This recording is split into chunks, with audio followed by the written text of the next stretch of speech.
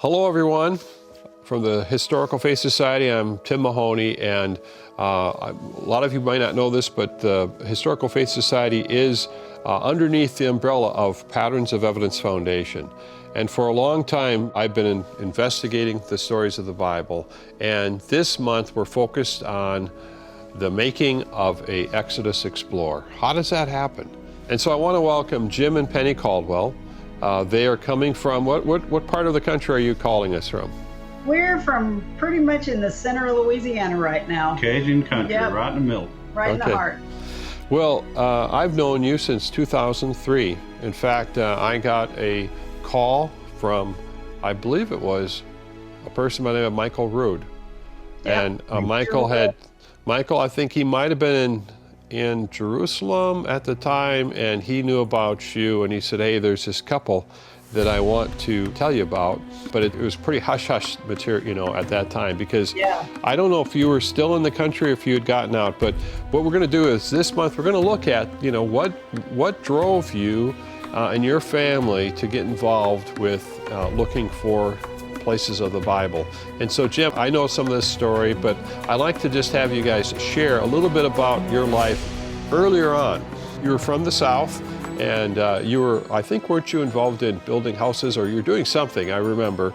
Well, let me give you the quick rundown. At 19, I started in the industry. I am into the instrument, electronics, computer controls.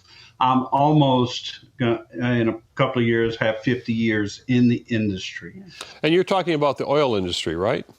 That is oil and gas industry, yeah, and chemical industry. So it is in automation, computers, and things that, I used to say, run the plants. Yeah. So I was there in 15 years with that company. Something happened in the process. I started building homes and energy efficient homes in the mid 80s. And, the economy went south in about 85. And so I started looking at options to go after and help our situation in the building industry. And my cousin had gone overseas to Saudi Arabia. We looked at it, and one of the advantages that he had was that he was on the compound where the Ras Tanura refinery was. That it was a bike ride to get to work. It was 2 hours for me to get to work every day and sitting in traffic on a bridge and getting home. And I never saw my kids because I was working 800, 900 hours a year on overtime. And it just weighed on me. He said, we have a place for you. Pretty soon before we knew it, I was saying to Penny, I'm thinking about moving to Saudi Arabia. she almost killed me. I don't know how I pulled it off, Tim. I really don't. I mean, we had no idea. We'd never been out the country, basically, other than do a little scuba diving. Yeah. My persuasion technique was to say, hey, we'll go for a couple of years, make enough money to come back and start a hardware store. Mm-hmm. And I would be a full-time builder at that point. So that was in 1988. So in 1988, was that when you decided to leave, to pack up, sell everything, and head off to Saudi Arabia? It was actually at the end of 87. I went over for 3 months and came back and got me. Saw it, what we were getting into. And I came back and they moved us lock, stock, and barrel. I mean, everything. They emptied the house and off we went. Mm-hmm. We had a home at Ras Tanura in the expatriate community. And for the first 3 months, she didn't have a passport, so she couldn't leave. But if she had, she'd have been on a plane elsewhere. As soon as she saw the country, it is the most bleak and arid and desolate place on the planet, Saudi Arabia. It was quite a change for us to do that. Right. And I have to believe, Tim, that this whole thing was orchestrated by God because of what ends up happening later on in the time we spent in Arabia. We were there for 12 years, not 2. Yeah. Like I originally promised. Yeah. I mean, moving from, let's say, I would think a fairly wet and lush area of, were you living in Louisiana, Mississippi, or sometime in that area, somewhere in that area? Yep. Yeah, to the desert of Saudi Arabia. And the part of the country you were in Saudi Arabia, were you on the eastern side or on the western side?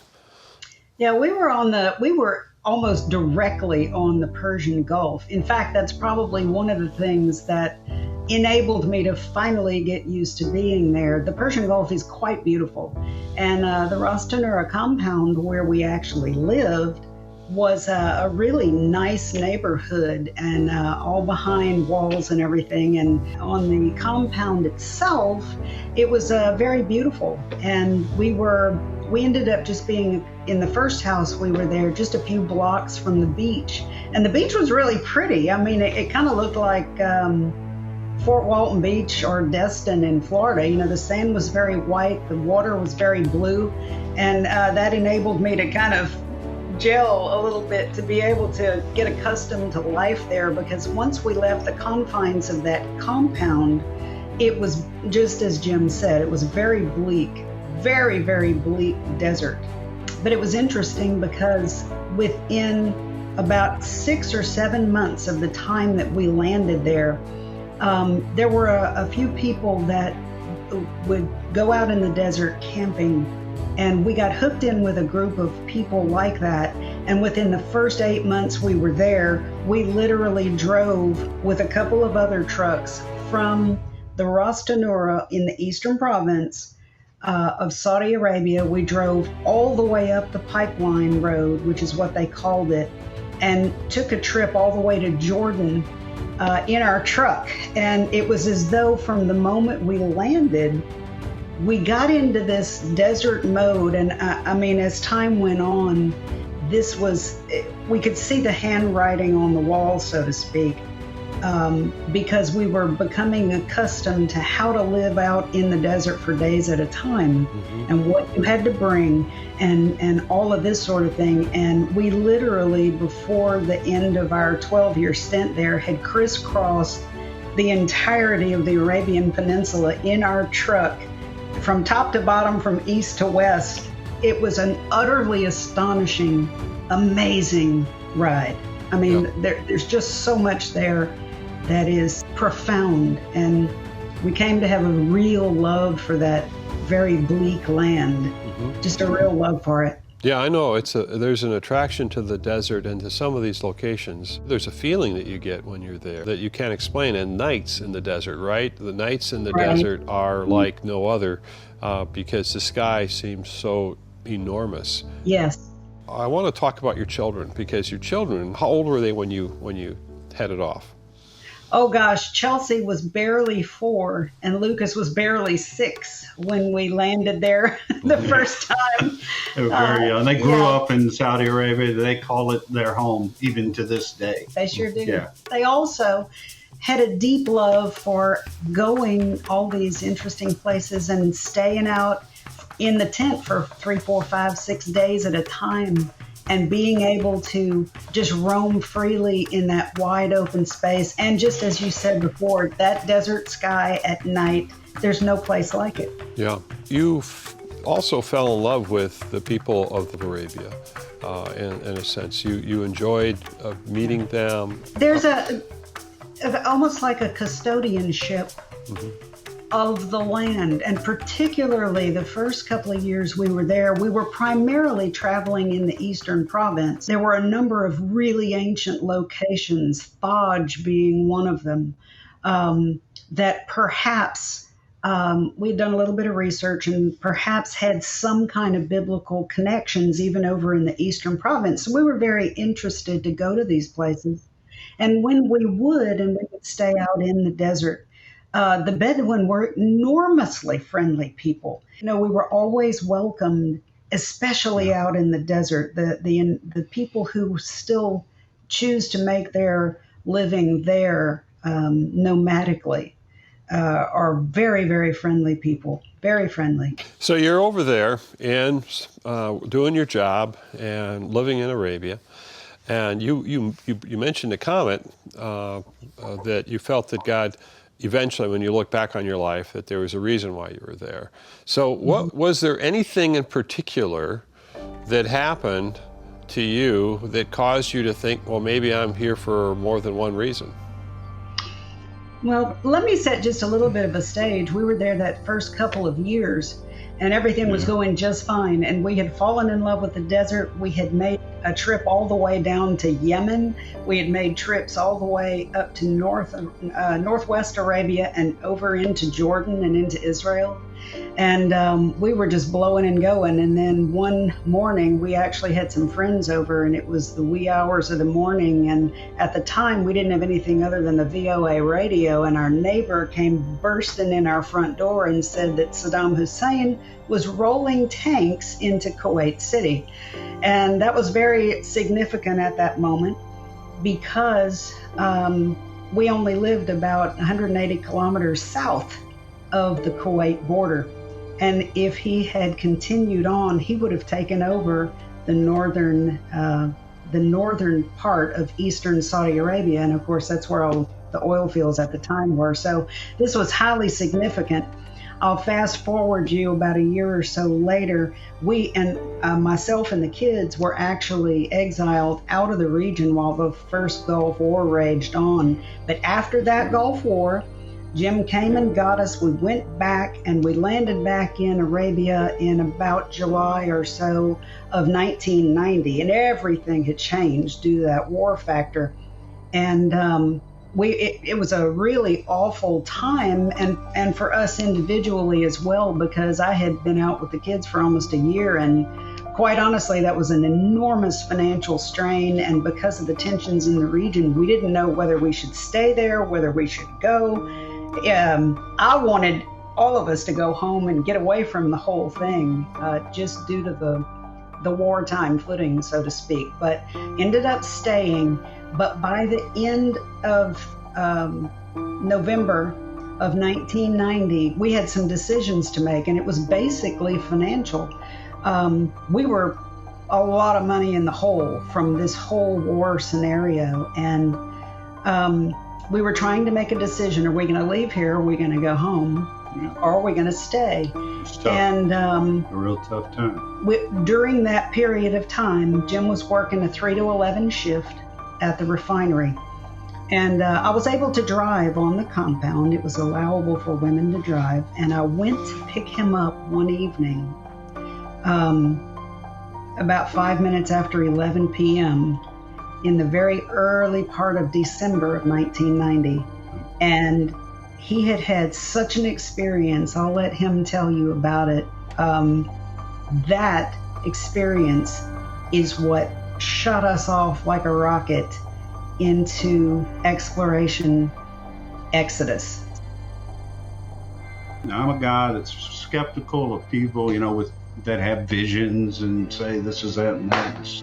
So that evening got fairly late and I was tired, and I went into my office and it was dark in there. And the room, just a few lights on from LEDs and chargers and stuff like that.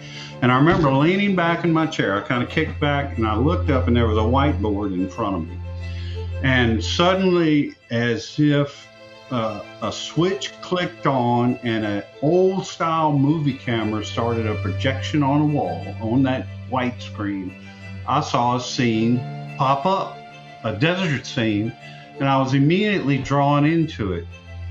And this was just incredible to me. I was completely blown away by what was happening. And I remember smelling smells, seeing the landscape, and saw a procession of men in robes coming toward me. Some of them carrying objects, others with a cart, with a ox pulling a cart, and these types of things. An old scene. And they're moving through the desert, and I see the guy that is leading them, one individual. He turns to me, and as if I can see him and he can see me. And I hear in my heart of hearts that this is the Ark of the Covenant, and we are taking it back to the place that it was built. It was like a calling. And suddenly it quit. So I quick-paced out of the refinery, saw her headlights coming down the road, and then that's where she picks it up and says, "What happened to you? What is going on?" I didn't even really know what the Ark of the Covenant. I knew about the Ark of the Indiana Jones movies and all this kind of stuff, but I had to go into the Bible and really research what it meant in saying it's being brought back to where it was built. What did that mean? And of course, ultimately ends up being that it was built at Mount Sinai. So this was December the 4th. So by this January the 1st, we were packing our bags, going incredibly, actually just going that, to Egypt, because we were going to go to Mount Sinai, and there was something there that God had told me to go find, and that basically began everything right there. And totally changed my life. Quite honestly, Tim, at that given moment, we had no concept whatsoever that there was a controversial discussion that was already happening as to where the real Mount Sinai was. I mean, of course, everybody knows where Mount Sinai is, right? It's right over there in the Sinai Peninsula of Egypt. And we had to get to the real Mount Sinai because the Ark of the Covenant was going to be there. And that's what set us off on this journey. That's crazy. All right. Well, this is a good place to stop, right? Because we're gonna pick this up again in our next session. Yeah, well, it sounds pretty crazy to me, Jim. But that's the truth. And so we're going to find out what happened, because we're going to be looking at, once again, this is we're going to looking at the making of an Exodus explorer, or should I say explorers, as the Caldwell family was on a journey to try to find out where is this Mount Sinai. We're going to unpack an awful lot here this month as we look at your life and the things that you've learned, the things that God has shown you, as we're looking at these different viewpoints about, well, where is Mount Sinai? And you're part of that testimony. Okay, well, we'll be back next time. Once again, this is Patterns of Evidence Foundation and our community of the Historical Faith Society, and thank you for being a part of this, everyone.